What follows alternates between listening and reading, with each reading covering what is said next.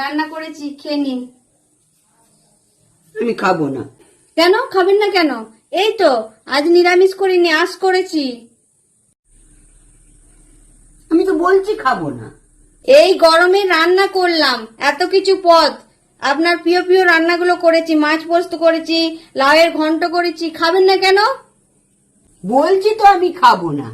তুই জানিস না আমি খাবো না কেন বলছি? ও, আমি তো ভুলেই গেছি আমার একটা কচি শাশুড়ি মা আছে। যাই।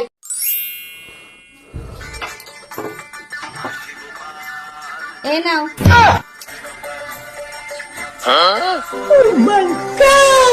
এবার শান্তি, এবার মন ভরে পেট ভরে খাও। আমি তো ভুলেই গেছি একটা 10 বছরের নাতনি আছে, তার একটা ঠাকুমা আছে, সে ফোন ছাড়া ভাত খায় না।